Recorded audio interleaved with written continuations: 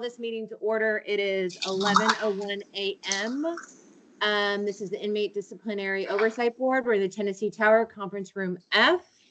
Today is September 11th. Never forget. So if we can go ahead and get started. Who's doing our opening prayer today? Mr. Lindsay, do you want to go ahead and do it, or do we want Mr. Dunn to do it since he's in the room?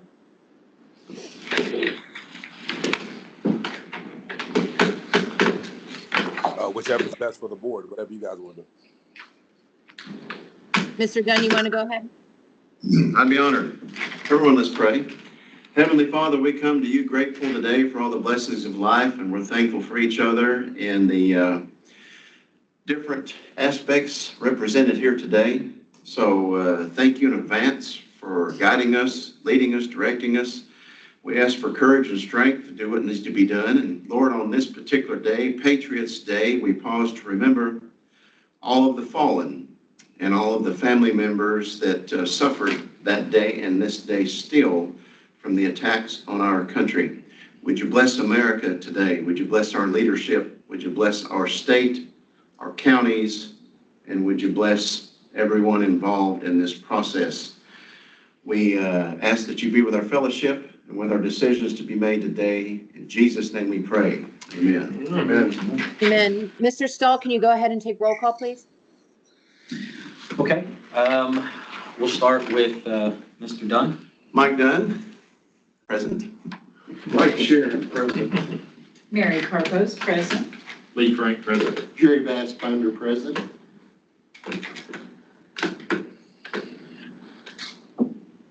Go ahead, Quantel.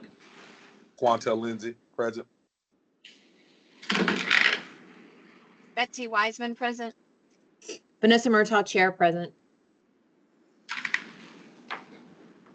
It appears even with 3 virtual attendees, we do have a physical quorum present in the room, so we can go ahead and conduct board business. Let's go ahead and start. Let's get the approval of last month's meeting, the minutes. Let's get those approved. They were previously recorded and distributed. So does anybody have any issues or any reason why they wouldn't want those approved? All I'll make a motion. Any seconds? Okay. All right, motion on the floor is to approve last month's minutes from the August 14th public meeting. All those in favor, aye. Aye. All those opposed, nay.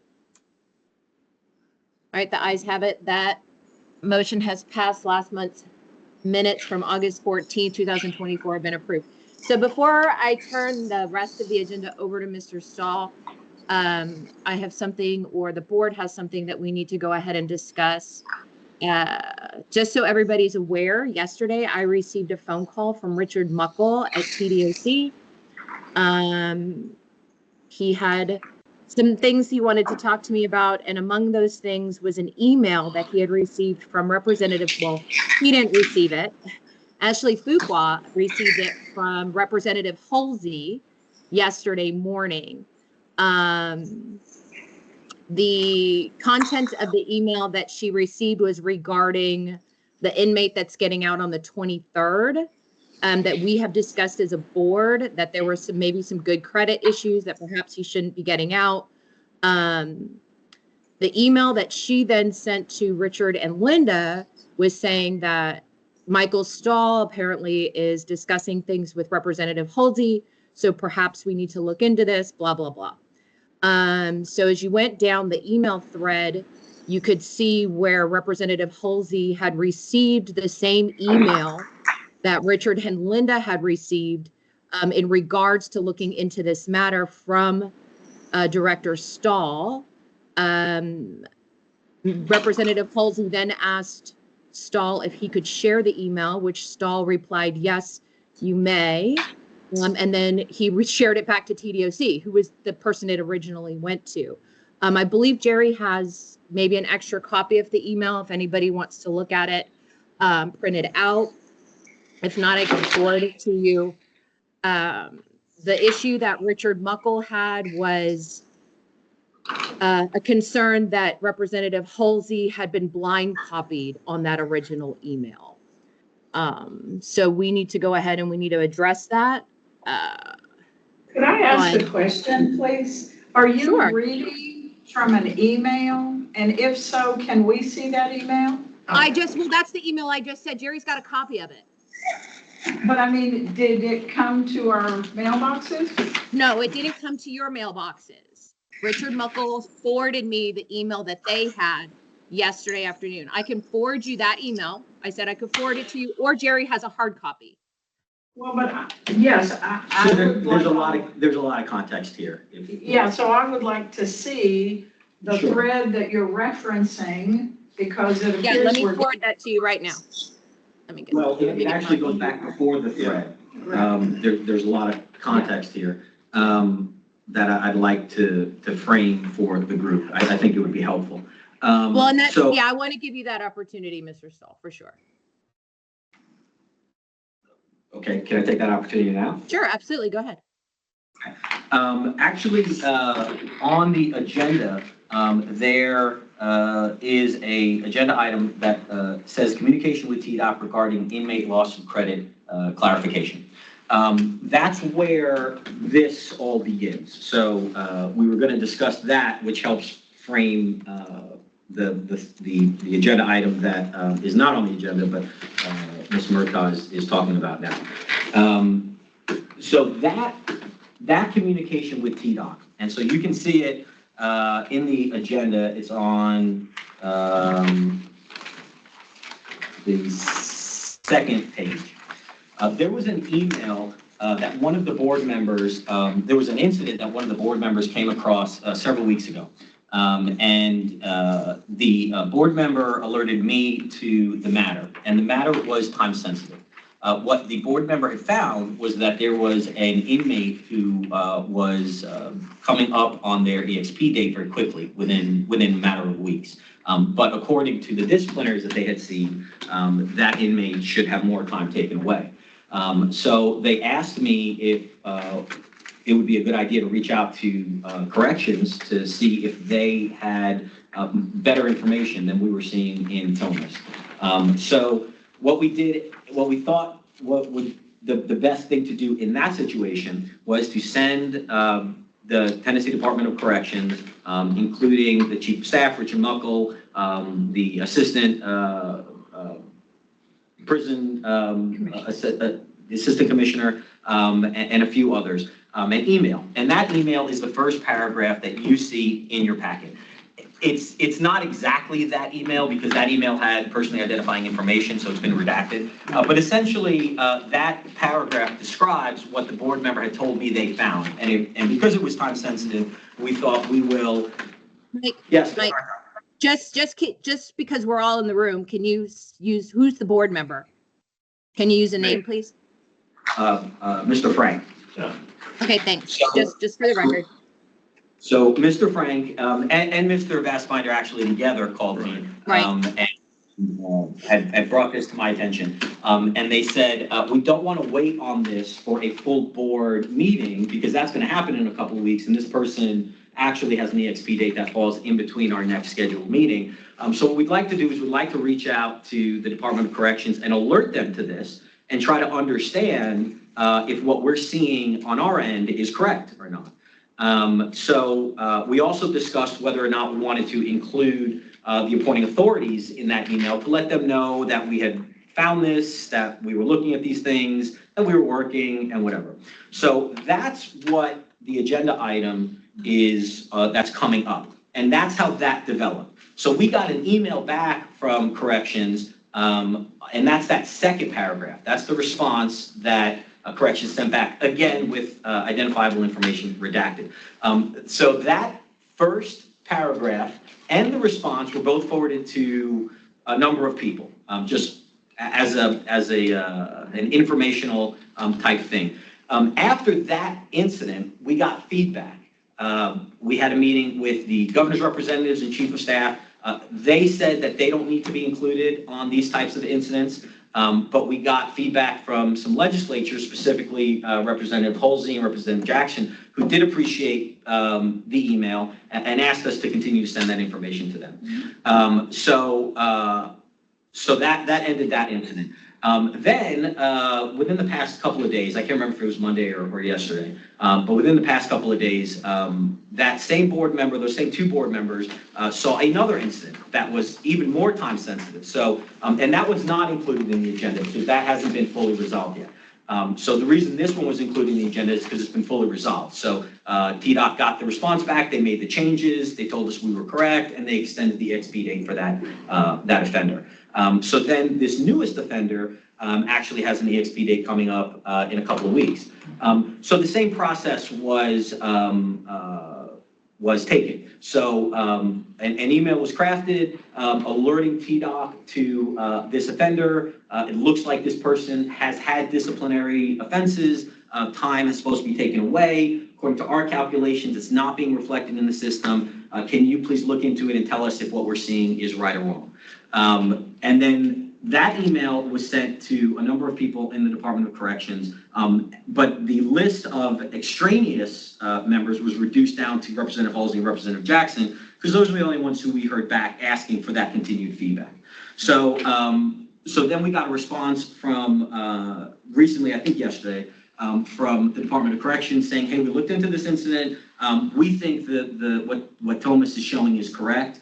So I sat down with the two board members again, shared that response with them, also shared that response with everybody else who was on the email chain. And those two, the three of us went through line by line for that offender, and we still thought that that it wasn't correct. What Corrections was telling us with regard to the disciplinary still wasn't correct. So then I sent another email back to Corrections laying all that out, saying, well, you know, based on the screenshot you sent me, we're seeing this, but actually it looks like it should be this and whatever. And all of that information was sent to all those people in the email chain. So the reason that you all don't have it in your inboxes is because it hasn't been fully resolved. We haven't heard back from TDOC on whether or not our interpretation of what we're seeing in Thomas is correct. And so that was the idea of those emails, was to get clarification on what they're putting into Thomas, how their system works, so that we can share that with the full board and say, we came across this, it looked like this, but actually this is how they do it, this is why you might see this, et cetera, et cetera.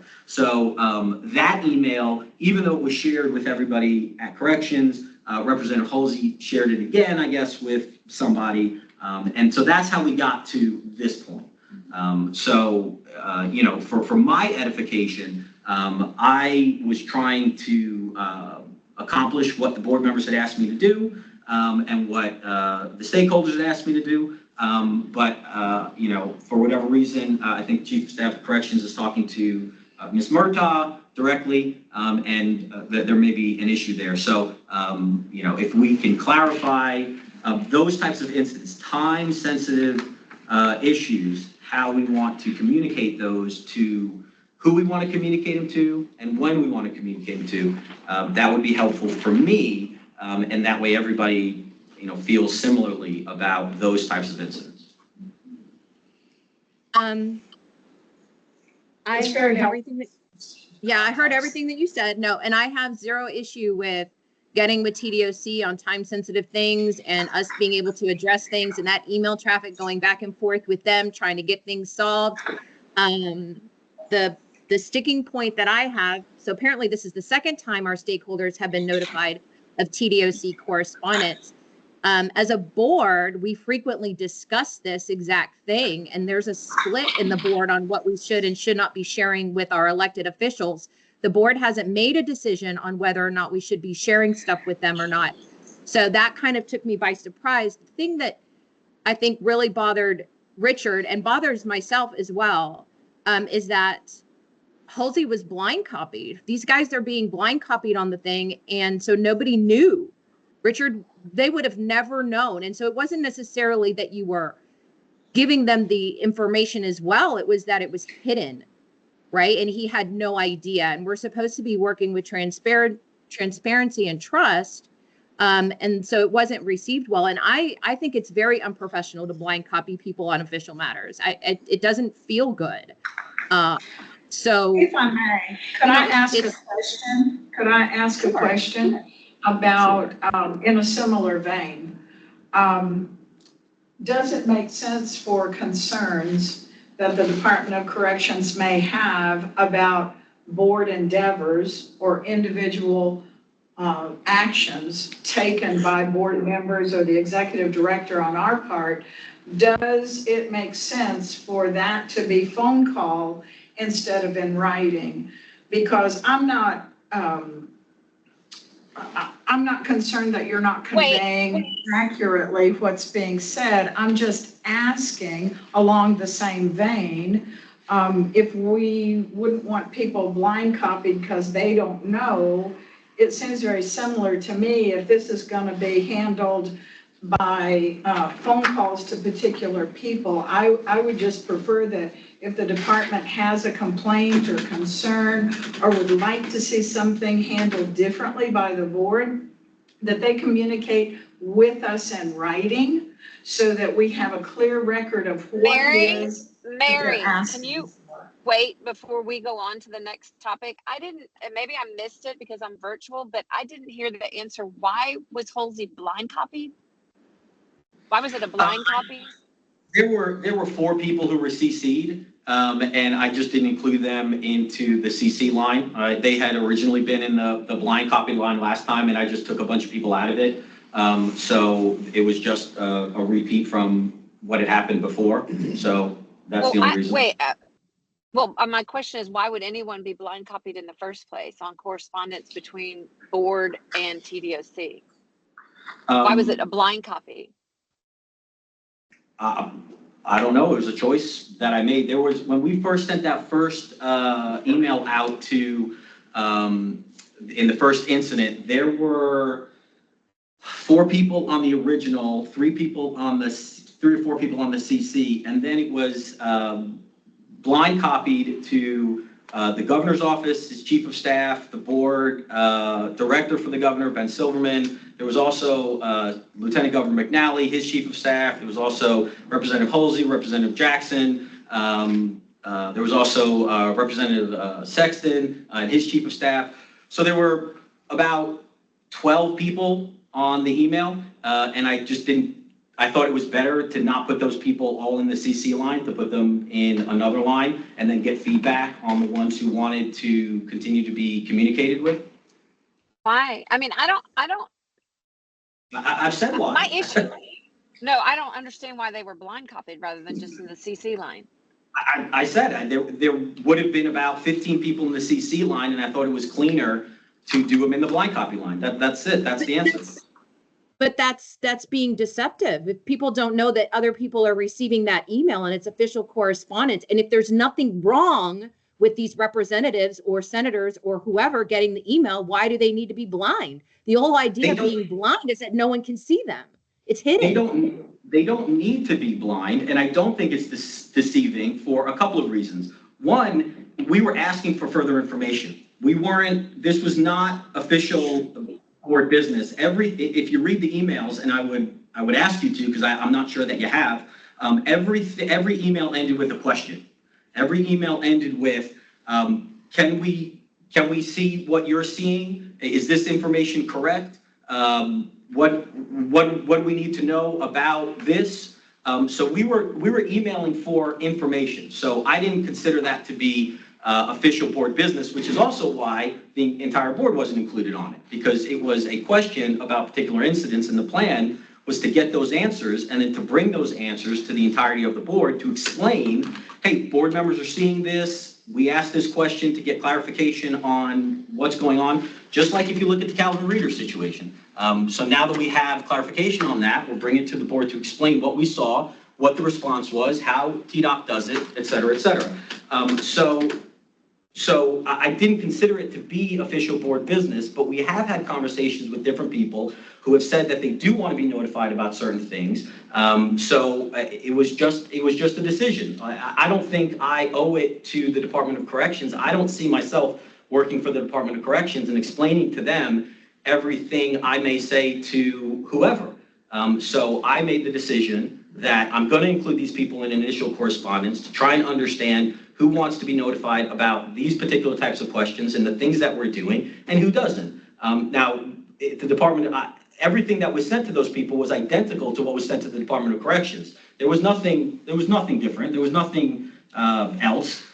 So the decision was made that I think it would be the subject line, the CC line, and the direct email line would be cleaner without having 12 different people in there. And that was simply carried over. And I didn't feel Michael, like it was... can you agree that if certain people are blind copied, then not everyone in the email thread knows who's getting the information? And maybe there was no untoward motive on your part. Of course, I don't think there was, but I think it makes it look like we are trying to not be fully open with Tennessee Department of Correction. I certainly don't have a problem with you including whomever you think needs this information or needs to see the correspondence that we're having back and forth.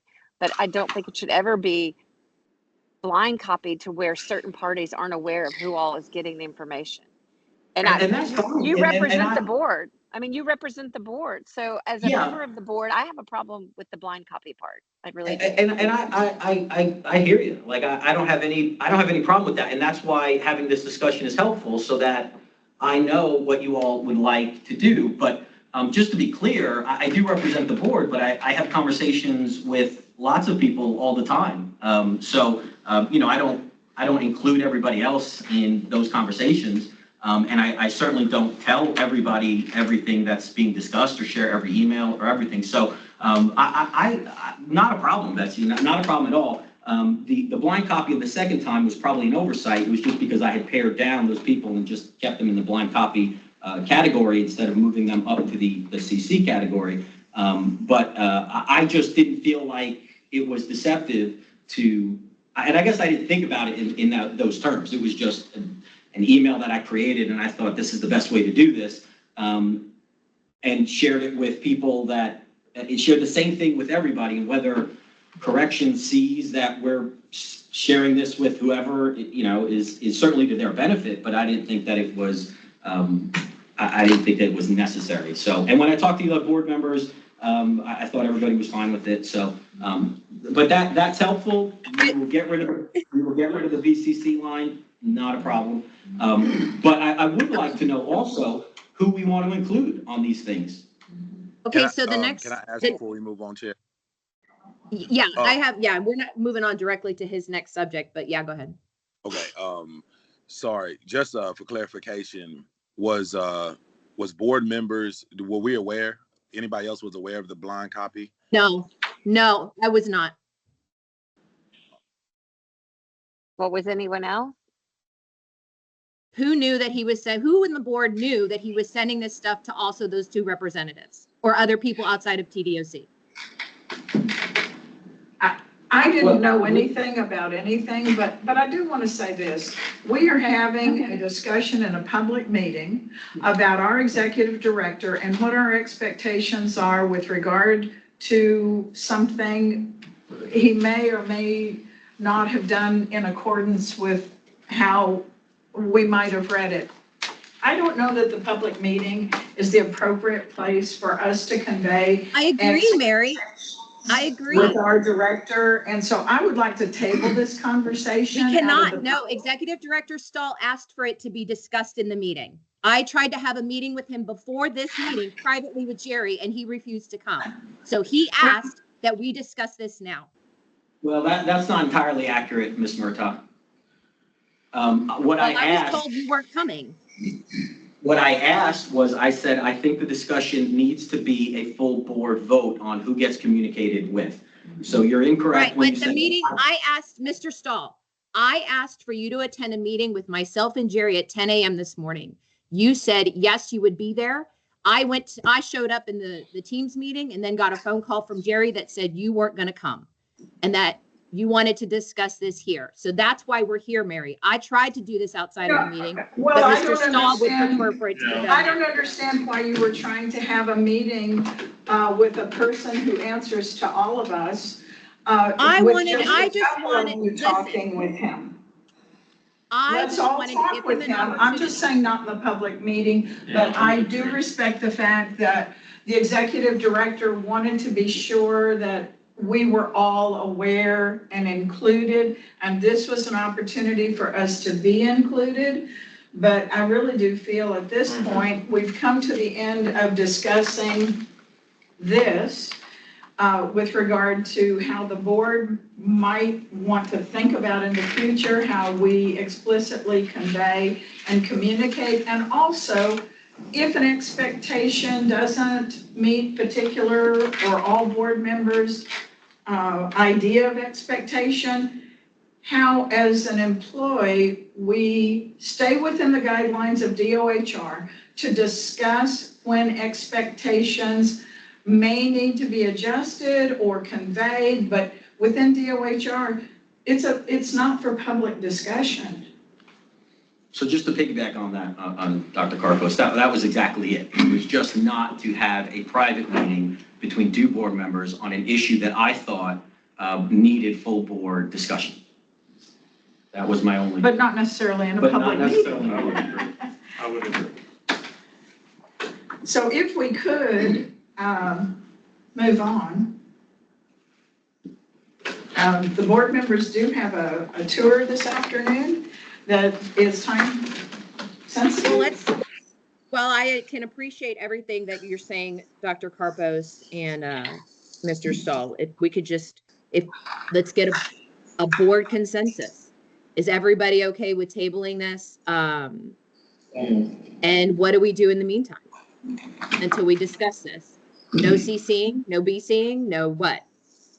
Are we tabling your idea for BCC prevention, or are we tabling the idea who needs to be informed with what decisions? From my understanding, there were two board members that told Mr. Stahl to CC or BC or do whatever with these people. And so he was listening to them.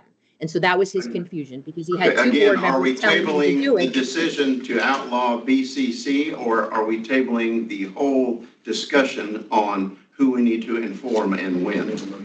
Well, I think the whole discussion, because we have a split amongst the board on who we tell what and when. So that's what we need to be voting. Then I make a motion, we table both of those issues and move on with the schedule. A second. All right, go ahead, Mr. Stahl. The agenda is yours. All in favor? Aye. All opposed? Okay.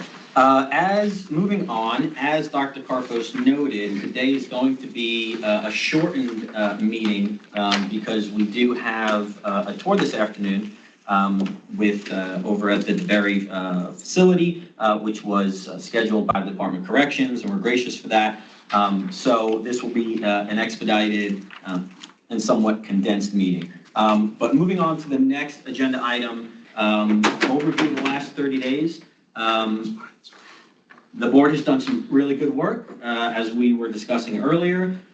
We've had numerous meetings, by my count, at least 10, including a meeting with the governor's staff. We've made multiple submissions to the Department of Corrections regarding additional information on individual cases. Those submissions totaled at least 15 by my count. We've given them immediate consideration of 2 time-sensitive cases that we needed further information on. And we have distributed cases from the beginning of the year through August of this year, totaling 12,235 cases. So, I give a lot of credit to the board members for their hard work and all the work that's been done in the last 30 days. Updates on outstanding matters is the next agenda item. Still working on a couple of different things, site visits, hiring. The FY 25-26 budget cycle is in full swing. That will be completed by the end of this week. We have tabled the idea of building out the conference room with a virtual monitoring system, but we will have the conference room finished for work with the table and chairs and everything else here in the next couple of weeks. So that's all I have on those outstanding matters.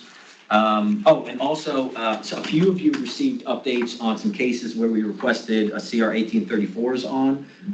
Mr. Dunn, Dr. Karpos, and Ms. Wiseman, I think we've gotten 3 of those back, so I distributed those to you all. to take a look at those, and hopefully the rest of them are coming. Everyone has at least 2 requests out except for Mr. Sharon. As we get those either investigative files back or those 1834s back, I'll get them over to you as soon as I can. So just let me know what you think about those.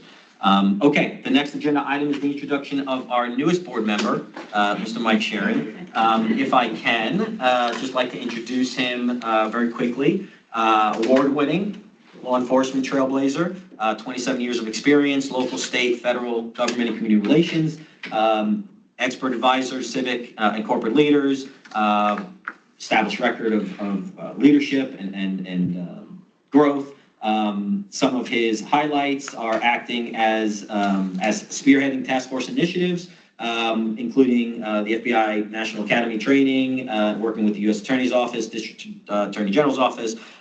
Most recently was the Deputy Chief of Investigative Services at the Memphis Police Department. Is that correct? Yes, sir. And has also served in the Memphis Police Department for over 20 years in various capacities. I won't take up too much time, but I will say that we are thrilled to have you on board. And if you want to just take a few minutes and say anything, the floor is yours. Thank you for that. You hit most of it. Born in Minnesota, raised in Memphis, went to grade school, high school there, then went to the prestigious University of Tennessee in Knoxville. After that, spent 27 years with the police department. I'm a husband and a father. I've been retired for, I don't know, a little over a year and a half. Enjoying retirement. The wife is ready for me to get out of the house and start something new, do a little something different. So I'm honored to be working with such a distinguished group of folks.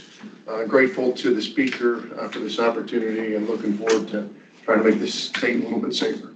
Awesome. Thanks, sir. Thank you. Okay, great. Really appreciate you, Mike. All right, the next thing on the agenda was the communication with TDOC regarding a loss of credit clarification. Mr. Lee Frank was going to lead that discussion, but you can see it's the next part of your packet, and we've already covered a little bit of it. Right. But I'll let you take that discussion, sir, and if there's anything you want to add to that.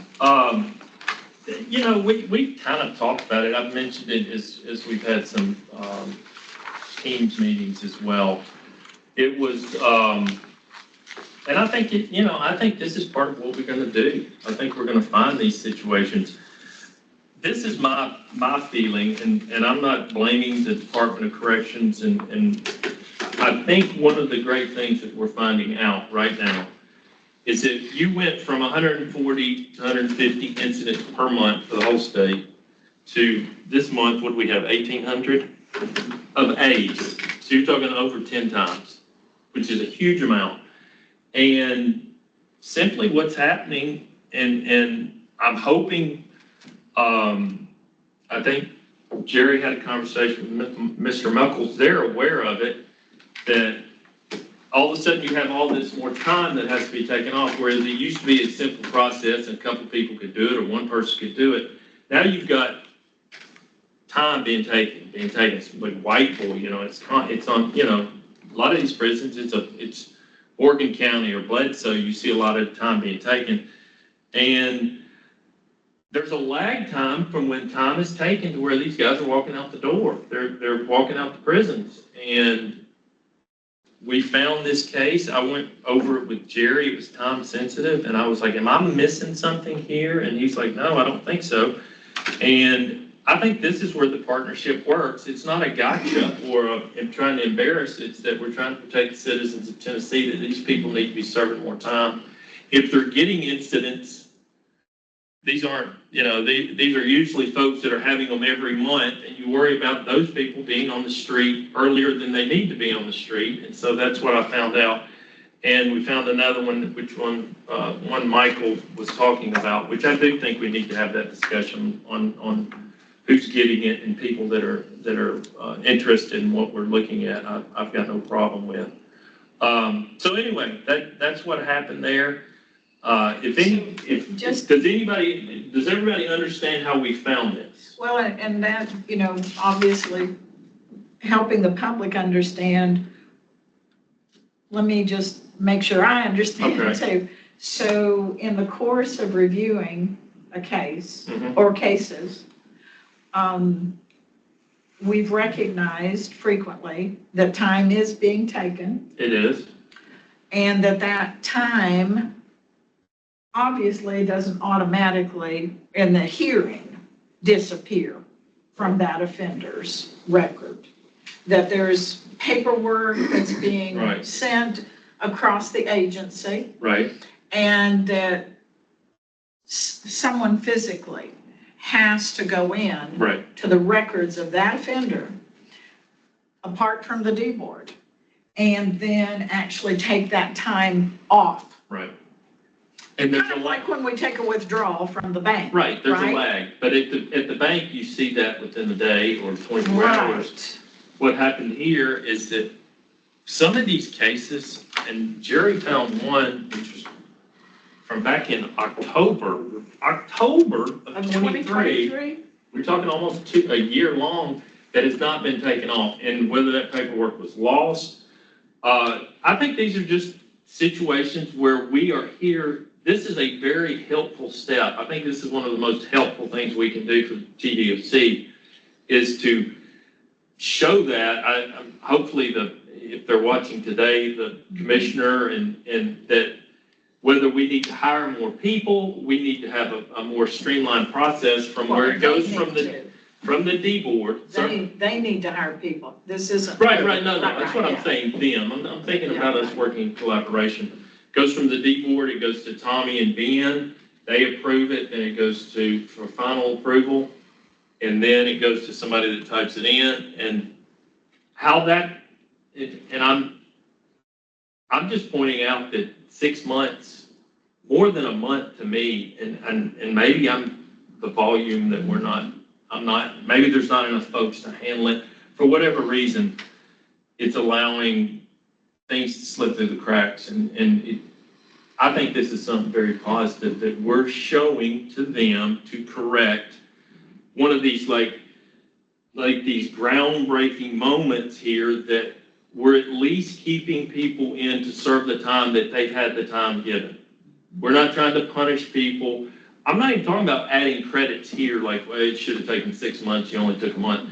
This is just a matter that you've taken the time and You made a decision to take the time. You've made the decision. But you haven't acted on that decision And yet. so that's what I'm finding. And if anybody needs to, it's, you go back into their summary, you look at their EXP, and it takes some time, and then you go to their disciplinaries and you have to click through, like, did they take time for this? Did they take, and then you're adding up 3 months, 2 months, 5 months, 9 months, and then you're looking at the back page and seeing, well, this doesn't add up at all. This time hadn't been taken. And so it's simple math to find these out and just shoe leather to get it done. And maybe part of the issue related to that, remember several months ago, the board asked the Department of Corrections for their sentence management guidance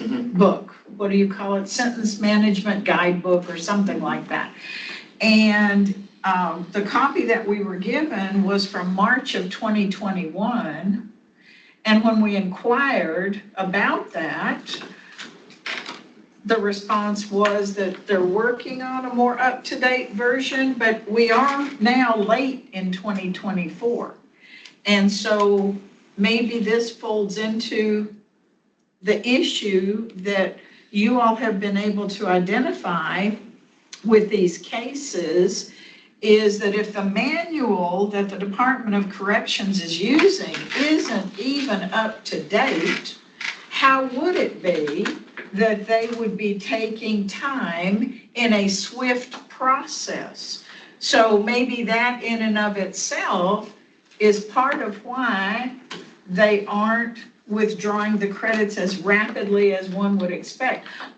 I haven't personally had one of those cases yet, but I admire both Mr. Frank and Mr. Bassbinder's depth of detail in identifying, because we would not have known. Right. We would not have known, and you. And maybe they haven't. See, Exactly, probably they don't know either. I'm not in the gotcha game. No. I'm into actually Figuring doing it out. all I can to help TDOC. I pay taxes and they're part of my government. I'm not here to tear them to pieces. My job here is to make them better, and that's all I'm about. And sharing awareness. And if they understand what we're finding, they go, okay, this is something that needs to be a high priority. So, anyway, Jerry? And to follow up on that, and talking with the commissioner's office, when they changed the law in August of 2023 to make more A offenses, Department of Corrections asked for an increase in personnel to work in the sentencing department to put these additional credits, because they knew that with this new volume, it was going to take more people. And they were turned down for the increase in staff. So they're still running with the same staff that they ran with before they increased the volume of Class A's. So they're having a lag time. And they've also found that because so many offenses were B's and C's back before they changed the code to A, that a lot of the D boards, because they are still working with paper copies, the D board does it, then it's signed off by the warden, and then it's sent up to the commissioner's office, it's reviewed again, and they decide, well, were they just on that? Because they can reduce the number. Like if it was a first offense and they took 15 months, and y'all have seen it where you see one thing on one page and then they've dropped it down to say 9 months, which they have the right to do. But then once it gets over to the sentencing department after that, then they've got all this backlog that they're trying to put in. Plus, some of the D boards are used to just, everything was signed off here by the commissioner or the warden, and they're putting it right back in the inmate file at the prison, and they're finding that some of them are not making it to central office, and that was the reader problem. That paperwork never made it to central office to have the. So the Department of Corrections has an inspector general, and the inspector general oversees the staff that actually review the business process to ensure that it's actually operating in the way that it's intended to operate. And so, once again, we're not the Department of Corrections, but apart from whatever might be their funding difficulties, this clearly, to me, seems like it's a public safety issue.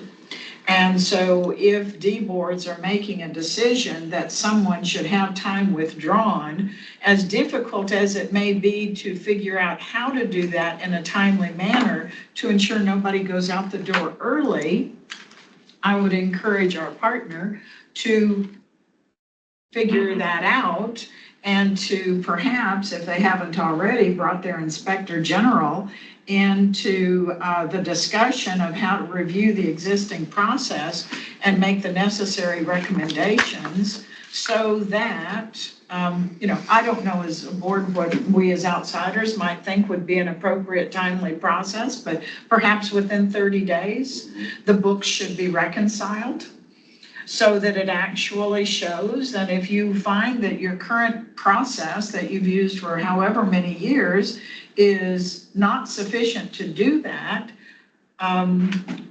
public safety is at stake. And so you have to think of creative and innovative ways to ensure that the public are safe and people aren't leaving.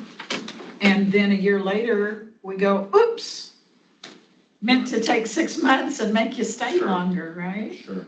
Yeah. I mean, what Jerry said was, he told me that when I got here, and I'm lost. The D boards are putting them back in the files and they're not making it to Nashville. Some of them are not making it. But TDOC has a secondary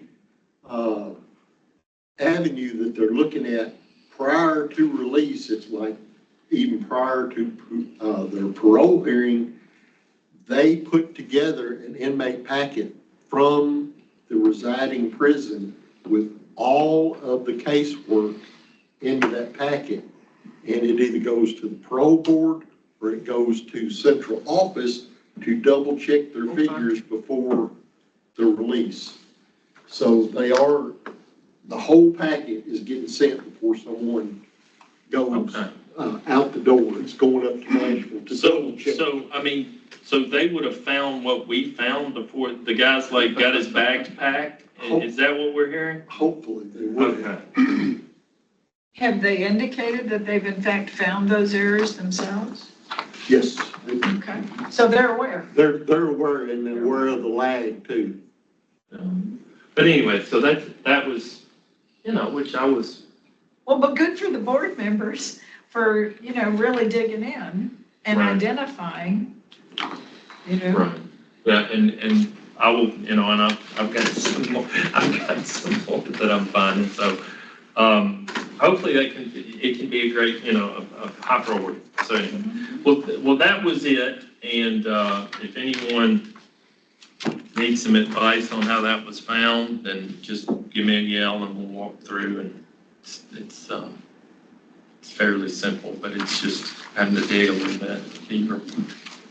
So that's it. The hard part is if you go back to under the sentencing credits to look at removal of credits, they go to the first month that they were incarcerated. So if a person came in 2016 and started getting credits and they were good until 2023 and started acting up, you find where they're removing the credits, they start from their first credits coming in. That they got in 2016. Right, so you have to start at the bottom of the list, which, it's kind of hard because every time you go down through one and click on the month they got the credit removed, then you have to start right back at today's date and go back down. So each month is hard, but it shows the date that TDOC took the credits out.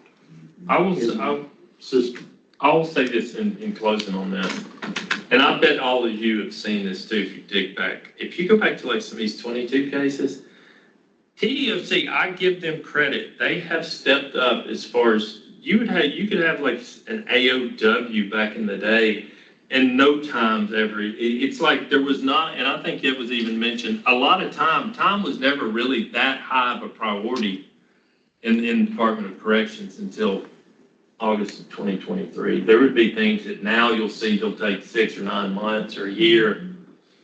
Like indecent exposure was a C, wasn't it? And now you'll see where they take 12 months from somebody for being, indecent in prison. So anyway, I'll give them credit that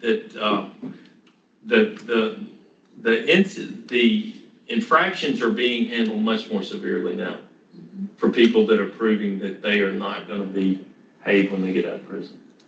So anyway. And that's a perfect lead into how many we've reviewed and what we've come up with. Yeah. Awesome. Yeah, so thank you for that, Mr.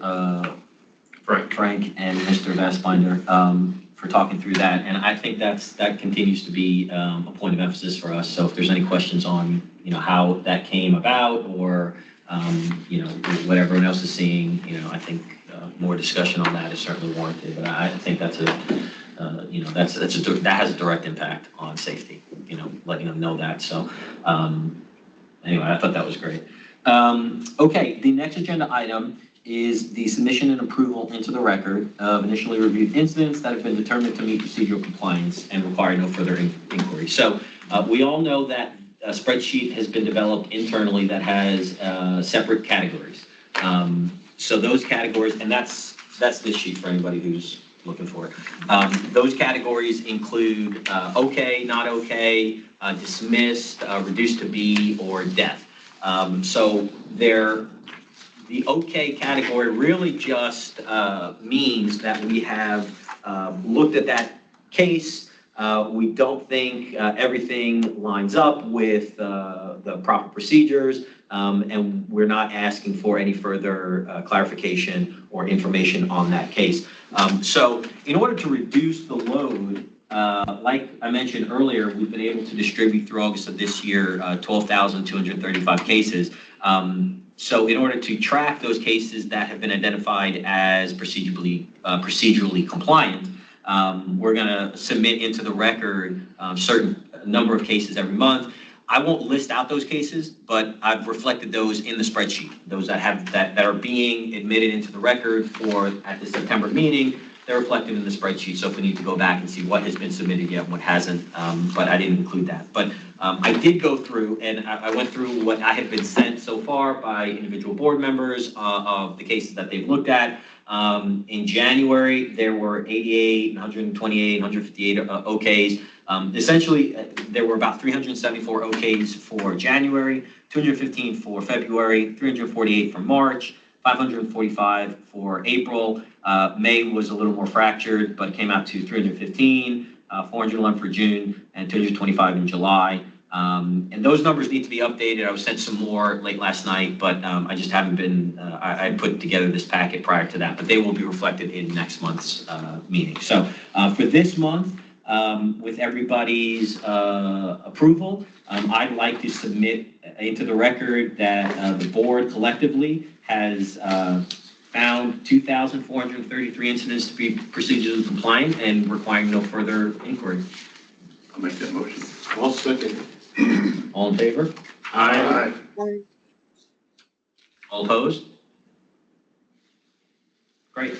Okay, well, that'll be an exercise that we will do each month just to continue to clean up the spreadsheet and to let everybody know kind of where we stand on the number of cases that are being approved versus the number that still require clarification. So thank you, everybody, for that hard work. Very much appreciated. Okay. So we're moving into the last agenda item. We have about 38 minutes on the schedule before we are scheduled to leave for the tour. So that's as much time as we have to discuss this last agenda item. I'll just tee it up and then I'll hand it over to Mr. Frank for further discussion. But this was, the board met previously and developed some guidelines and procedures for cases that are older than contemporary cases that have happened more recently. So Mr. Frank, Mr. Vassbinder, and I helped a little bit just create this, what you see before you, this policy on how we want to treat some of those cases moving forward. So Mr. Frank. I hope everyone's read this. This is what we basically, and I took it the will of the board that we're not diving into cases where are present. And our thinking was, and this was Jerry's idea, I have to give you some credit on this, Jerry, thank you. 90 days from, okay, the incident's written, and then usually it's within that 2 week. From that 90 day, let's say you're written up August 3rd, it gets adjudicated, I guess that's not the right word, but August 10th. From the 10th back, well, you have 90 days to move on it from that date. Anything before that, we felt that, and help me here, this was the discussion of the day that these, and I think you felt that way, I know Vanessa did, I believe, I'm not speaking for you, Vanessa, but I think you did, and Betsy, I think for sure did, about some of these cases you're moving in constitutional issues and we're way too far back to go back digging that deep. And I guess the first thing before we vote on this, we thought about 60, and explain this how you came up with 90. Do you want to talk about this? Because we're a month behind. We're always a month behind on the cases that come in. Like right now, we've got our August cases and we're at the 11th of September, and we still have a fairly good percentage that have not made it through the D board, just on cases that I've seen in August. So we're always at least 30 days behind. We know that by the end of September, all of August has made it through there. So and it goes back to the Wolf versus McDonald Supreme Court ruling as far as disciplinaries and all. One of the references they brought was that you have a timely process to do the due process, and if there's a remand to the D board, or if the warden can remand it back if he felt due process was out. So since we only meet once a month in Nashville, and we're staying a month behind, the 60 days, that was cutting it really tight. Because, you know, if we're looking at something, say in August, and it got resolved the first part of August, then really it may be the 60 days would be up before our next meeting in November. So we felt that 90 days, and this is, you know, we have our attorney that helped put all this in, but the due process is what we're worried about in the constitutional challenges. If, say, we just started right off the bat, going all the way back to January, because we're in September now, and if we were trying to do something in January, then we might run into some constitutional violations if we go that far back. That was just our thoughts. Right. And comments on, I'd even thought 60 is really tight. You know, 75 is an option. You split the baby from 60 to 90, but 90 we thought gave people time to think about it and before we moved into the next stage. So that's why this is about dealing with cases that far back. But discussion on, does 90 seem too much? I mean, 60 I know is tight, but if we think we can, a lot of those will be past that date, I'm afraid, when we're only meeting once a month in the middle of the month. So, any comment? Any thoughts? Well, I've always been thinking about the difference between the backlog of cases that go all the way back to January 1st, 2024, to right now. And is the 90 days saying that, so as a board, we wouldn't go further back than 90 days from today? So no, from the day that it's given a something from the D board. Okay, thank you for that So like, clarification. let's say they finally give they take 3 months from the guy, and it's August the 10th. So you would have November the 10th to deal with that case. Is that right? That's right. November the 10th. And we were thinking that, okay, 60 days, but how we're handling this, we're not minute by minute. We're waiting for a month to finish up to start that month. It's not. Well, and that's what I'm trying to understand. That's why we thought 90 instead of 60, which we thought the courts would say, we understand your extenuating circumstances that you're a month behind. If someone challenged it, said that's too far back, Okay. we would have a leg to stand on. So I have two questions. Okay, and then we'll go to Vanessa. One, do we have to be waiting for the whole month to end before we could start? So for instance, why isn't a week-by-week basis? So all the cases that were heard the first week of the month are cases that we're already looking at, instead of waiting for the entire month to pass. And it leads to my second concern. And my second concern is this, that we have good, sound legal foundation and guidance on how the offender is being notified of the presence and authority of this board to review the decision of the D board, because currently it's not written into their disciplinary handbook. It's not part of their notification process for the hearing. So we haven't yet threaded that needle of how to ensure that they have been legally apprised of the board's authority, and that we will be reviewing and making an ultimate decision about the withdrawal of credits. That doesn't mean we'll be making the decision about their guilt or innocence or some of the other issues, but our authority to withdraw credits, it would seem to me that there has to be an informative process in place before we could act on that. But I say again, I really feel that we need legal guidance with regard to how to create that procedural element. But I don't see that stopping us from working through the backlog, getting our observations, being able to share those observations. Right, and that's what this is what this is dealing with. So I think 1 through 4, reading through this, 1 through 4, I don't think we've come against that procedural issue that I'm concerned about. Beginning with 5, I think this is where we come to the procedural problem, because now we're talking about whether or not we're going to take up a discussion of particular cases, and I would assume we're taking it up for the purpose of affecting sentence credits. No. No? This has to do with, let's say, a January case. Okay. The January case, this is just cleaning that up.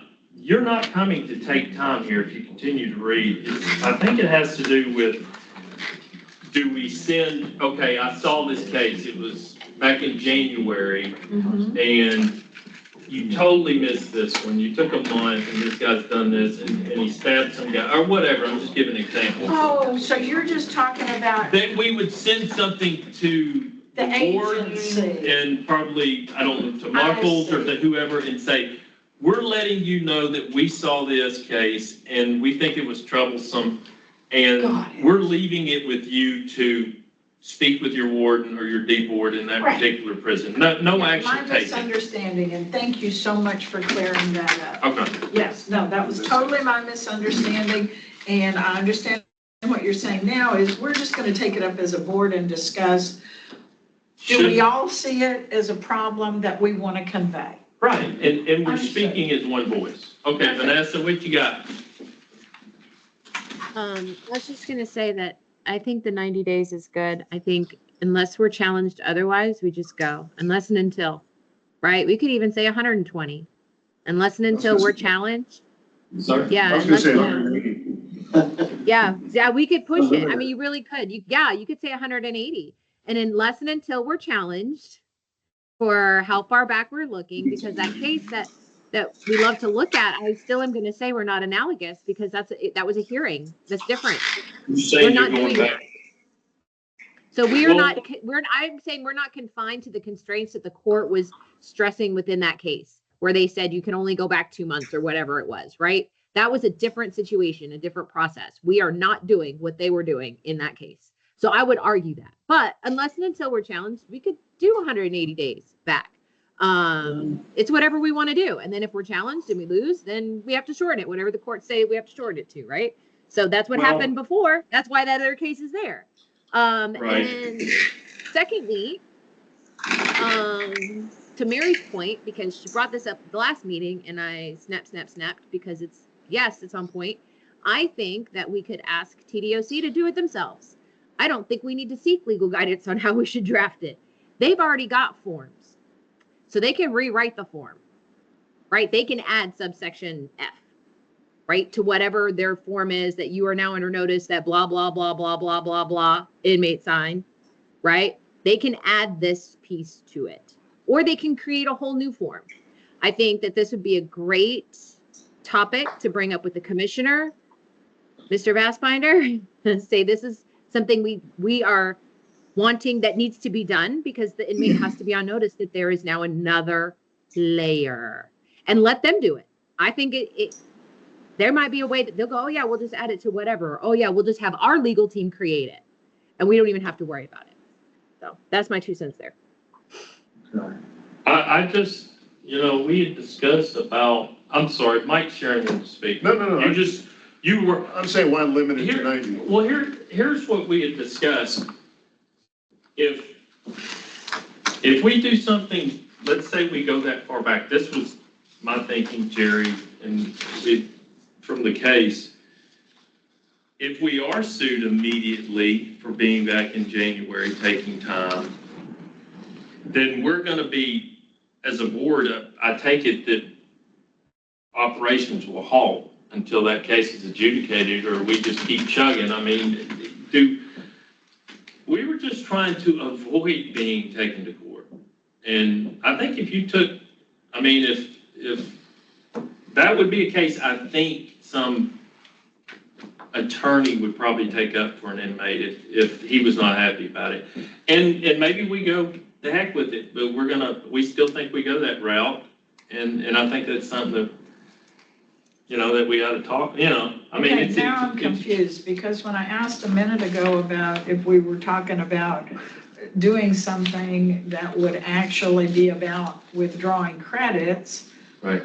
But then it was, no, this is just about right, that's helping what this TDOC. is. That's what this is. Right, But- so we're but not there- telling them to withdraw credits from people. No, this is Okay. just to deal with those cases we felt, but now I'm, from Vanessa and Mike Sharon here, think that the 90 days is, how far back do we Well, go? but Go doesn't ahead. the statute say that we read cases from January 1, Okay. 2024 forward? Reading them is different than, Taking action. telling, yes, thank you. Help me Right. with my words That's okay. today. So, but we're supposed to read them, and I would assume we're not just reading them for leisure. We're reading them because we're going to come to some observations, suggestions, recommendations, and that we're going to package those and deliver them to all parties that somewhere in this discussion, we decide who receives all that. If I could maybe help clarify a little bit. Yeah, there's basically two buckets here. So there's cases that have happened recently, and those cases are, I refer to them as contemporary. What do we want to do about something that has happened recently that we think we can actually affect, right? 2 weeks ago he did this, or 3 months ago he did this, and the D board just messed it up, or it fell off, or whatever. That's the first. And then there are cases that go way back to January 1st. And now, so if he did something on January 1st, or an offender did something on January 1st, do we want to go that far back in time and say, hey, D board, you messed it up, do something, And so the question is, where's that line for those cases? And so this sheet just says 90 days, but that's not required. I mean, that line can be wherever. It could be at 180, it could be 270, it could be, it was chosen at 90, and I think part of the reason, because I was able to be in that discussion with Mr. Frank and Bassbinder when they were sort of developing this, was we're going to get to a point where we are up to date on all of our things. And then the sooner we can do that, we have to look at, just from a practical perspective, how many cases are we going to be bringing at a public meeting to talk about, and how much time do we have? There's only so much time in a day and all that. And so the further back we go, when we say to board members, if you want to take action on this case and you go further back, more cases will be brought to us, and it might be difficult to sort of catch up to where we're acting contemporaneously. And so, but we don't want to say we're only going to take action in August or 30 days or whatever. So there's sort of a middle ground there. And so the cases that we choose to be prior cases that the board actually won't direct withdrawal of credits or order something happen, order an action taken. In that case, for those cases that are further back, we're just going to follow these guidelines, and the end of the guidelines are basically that we're going to inform TDOC that this was a case that we noticed something on, we think it should have been handled differently, et cetera, and we let them do it. But for the contemporaneous cases, we may choose to do different things. We may choose, and we have to have this discussion. What are we going to do about the cases we think something different needs to happen right now? Do we have our own hearing? Do we order TDOC to make changes? So we kind of left those cases to the side, and we were just thinking about how do we deal with the cases for the backlog? And at what number do we want that line to be? So all the board members know, if you look at a case that's more than 90 days, more than 120 days, well, then we're sort of outside of our bucket of action. Now, what we can end up happening is we can send a letter to TDOC informing them of what we saw in this case and maybe make their processes better and all that. But if that case is more than X amount of time away, we're going to be outside of our limits for taking action, rehearing the case or whatever. So this policy was just limited to those cases, and the 90 days was sort of arbitrary. You know, where do we want that line to be, just so that everybody knows where that line is? No, we looked at things that were practical as far as people being able to. There's a couple of considerations. And you brought up and you can do this, you can go day by day, and you're gonna just I was just thinking about practicality. If we wanna go that route, you could move it to 60 days, but you'd be going back to okay, have they done it? Have the D board heard the case? That's why we kind of wait. That's why you kind of wait. I mean, when you get to the 15th, you could probably start on the backside and come this way. Because it takes about, do you see what I'm saying? Yeah, absolutely. I mean, I'm in August right now, and I'll go to cases, no, hadn't been heard yet. Then I'll go to it tomorrow. No, not been heard yet. So you're going back until you clean them all up, and which is doable. Well, and hopefully, when we begin working cases in real time, it wouldn't be because we went in Thomas and looked at them. We're going to get a docket of cases that have been heard. And so for each of the, just theoretically, each of the 14 prisons have a docket of cases that are heard on a particular day. And that docket of cases would be transmitted so that we're not having to hunt and pick.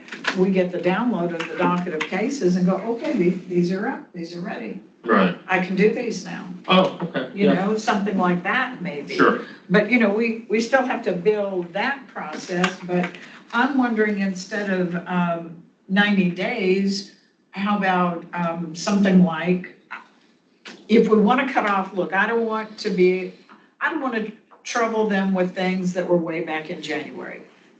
So maybe you want to say June 30th forward. Maybe you want to start the fiscal year with, as of July 1st, this is when we do that. I'm just throwing that out. I don't have. How about this? How about Quantel, you first, and then Betsy? Certainly, maybe you'll have an idea on a date or how far back, Quantel? I know when we spoke, we didn't want to go back so far that, violate anyone's constitutional rights. So I've always thought going back all the way to January may be somewhat of a gray area, but I'm with the board as a collective if we wanted to start as far as looking at starting in January. If we look at those, do we need an attorney and how far we're going to go back? So I'm hesitant to say how far to go back without legal representation.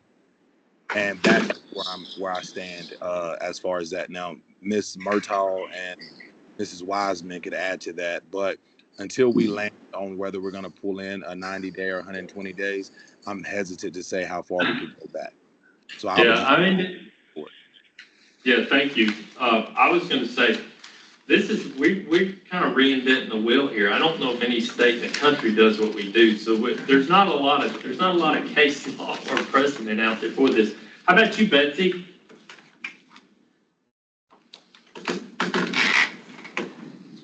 Betsy?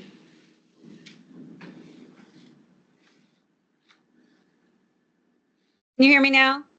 Yes, ma'am. Sorry, I was pushing the wrong button.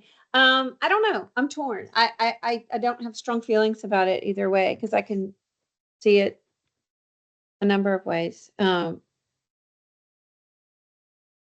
I'm still trying to wrap my head around the idea of getting so caught up that we're in lifetime, because that would be ideal. And I'm sure one day we'll be there and we won't remember being this far behind, but it's a slow process for me. So you're torn on it. Mike Dunn, what do you think? I'd say 180 days, because why should we limit ourselves? And what if we come across a case that's near that mark or near the whole 90-day mark and we need additional material before we can make a decision? and it takes a while to get that material. And then that Good point. pushes back, that's the point. So we're thinking we're going to get access to information instantly to decide something, and that's not going to be the case a lot of times. Yeah, and that's a good point about waiting on information. I mean, that's a very good point. The only concern I had was it's some stepping out into gray area, and do we get shut down while we're in federal court, or however this works? We were trying to, I don't even, and somebody help, I don't know where you go for an attorney on this kind of, this is a very specific situation on a board that's never existed in the country. And, you know, I mean, I guess we could hire out. Does anybody have idea on outside counsel? Should we just go 180? And I mean, I'm fine with that. We were just trying to think about legality. It was my concern. I mean, we could go to January 1, which is, that's more than 180 for sure. 6 months from which puts you in what is that, March, February maybe?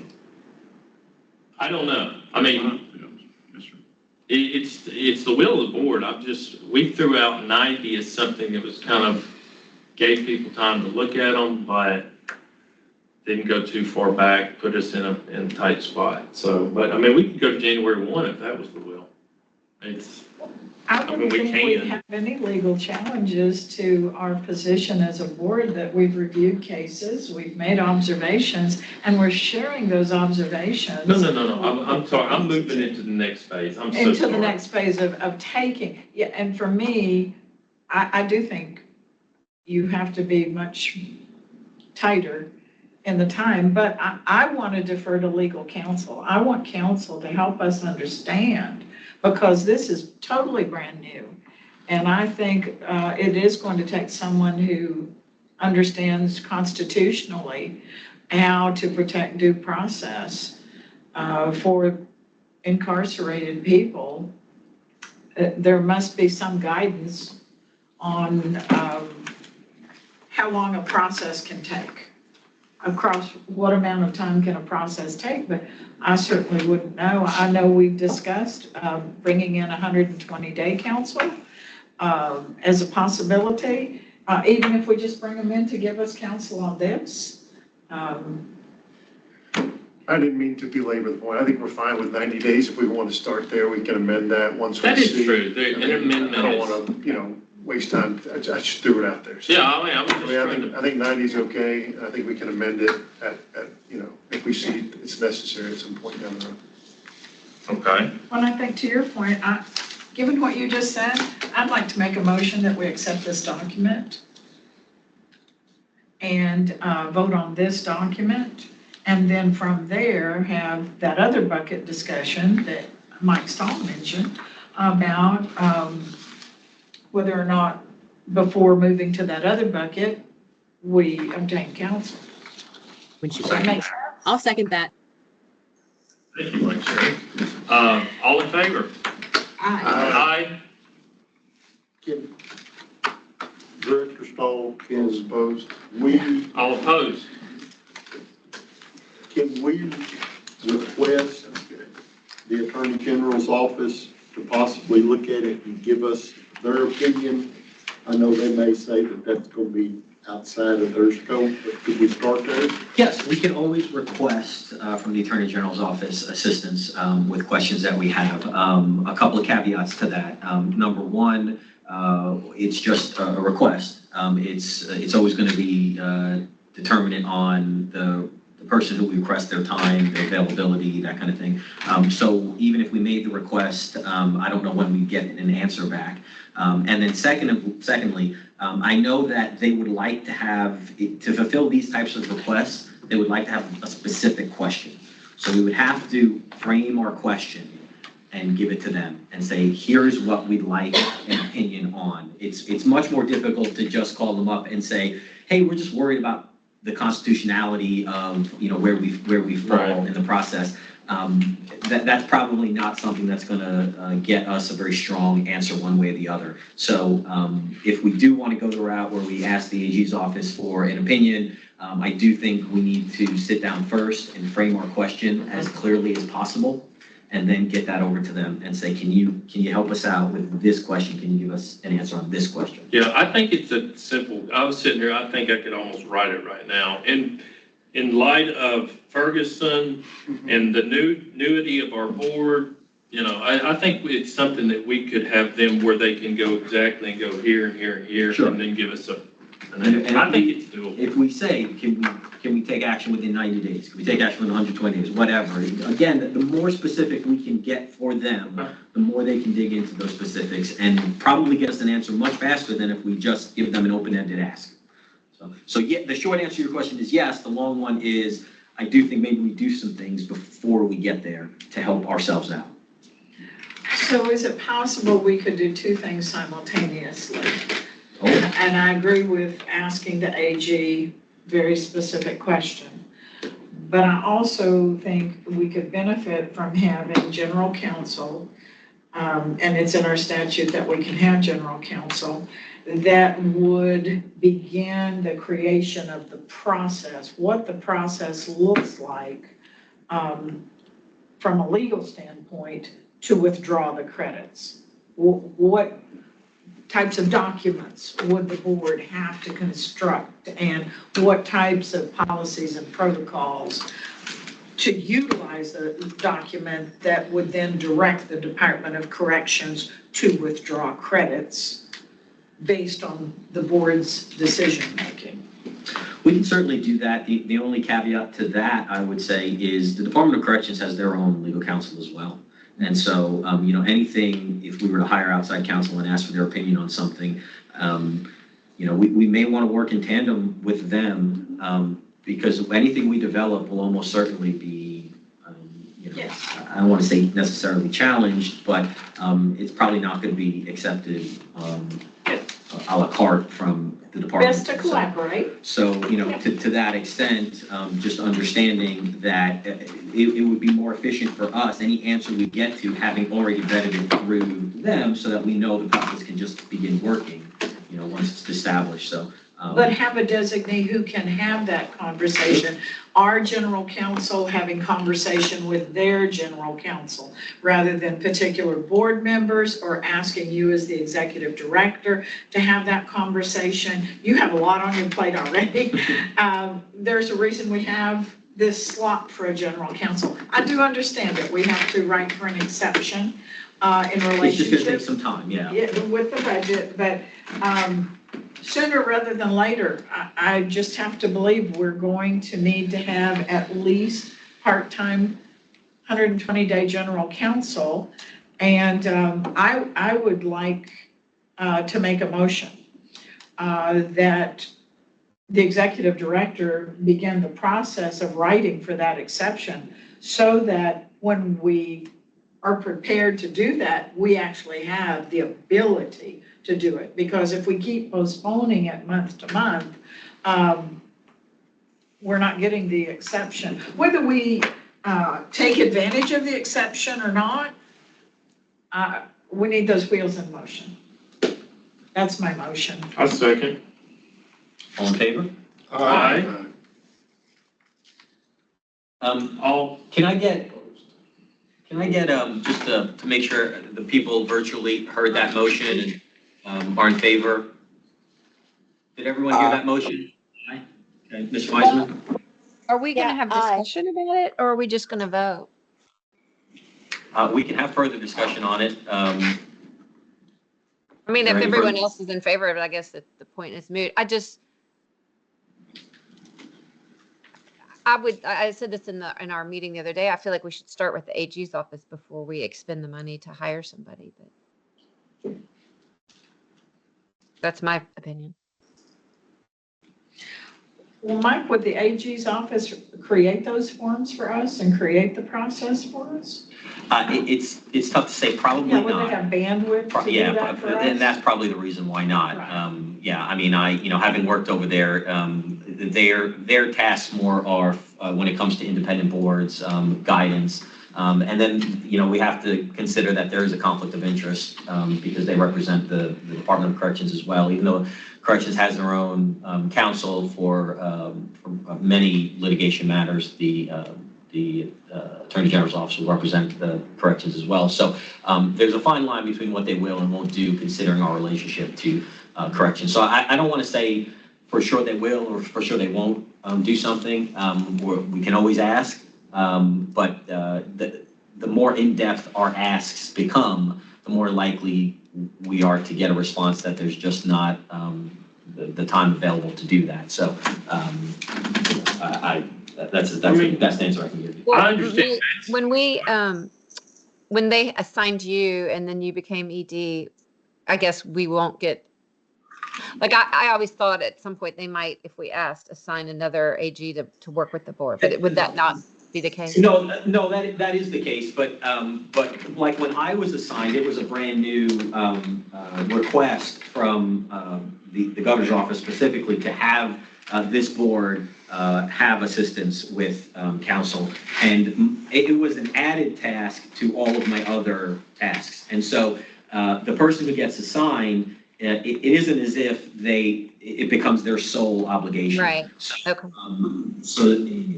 Anything we ask them to do has to be in consideration of all of their other things as well. So they did some reorganization at the Attorney General's office, and now there is a specific administrative division there, and that administrative division does have people available to assist boards with their questions. So to the extent that we have someone quote unquote assigned to us, I always took it upon myself to help out as much as possible with you all. I mean, I wanted to do that for you guys, but that's not to say that the next person, will take that same approach.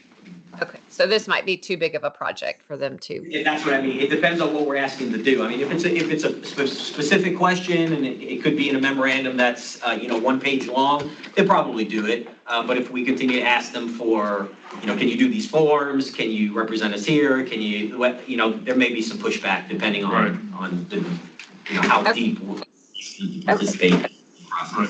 And I think this is about just seeing if we're not hiring someone, we are seeing about the process if we decide to hire someone. So we still have to vote to hire someone. Correct. My motion is not about us agreeing to hire anybody at all. It's just about putting in place the option for the board, should the board come to that conclusion in the future. Okay, that's fine. I will vote aye. Like I said, it's a moot point, but aye. Ms. Murtaugh, I think, is that your hand? Yes. Can't really tell. You're muted.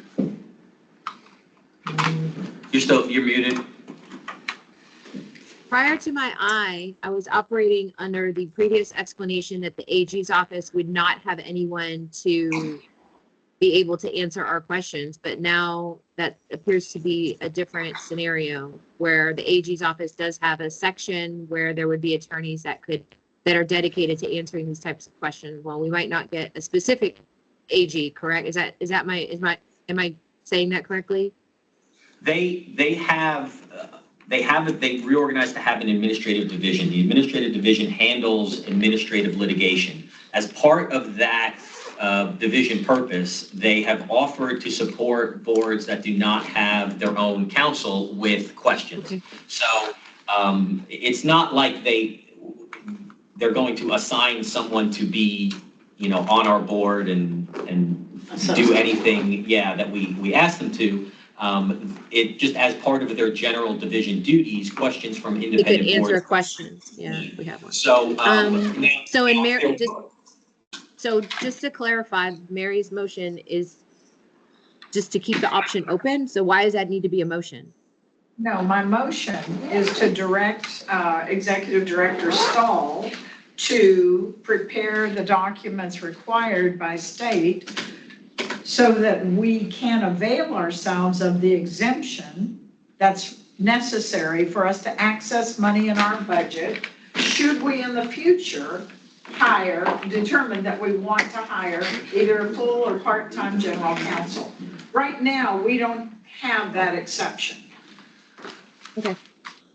Let me just provide some clarification on that. I know we have to go. Our fiscal note does not have a specific position available right now for us to hire a general counsel. We have specific positions available, executive director, an assistant. We do not have a specific position available for a general counsel. If we want to, if we find that there's a need to hire a general counsel, we have to go through a process with budgeting that creates an exception that allows us to use salary money to pay for that part-time position. So Dr. Carpos's motion is for me to move ahead with that process so that if and when we are ready to hire someone, that budgetary process is already completed. Yeah. Yeah, no, I understood what Mary was saying. No, I agree with that. That's fine. Okay, so just real quick, let's do another vote. Dr.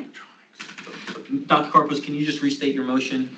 Yes, I would like to make a motion that we authorize Executive Director Michael Stahl to prepare the necessary documents required for the board to receive exception or exemption?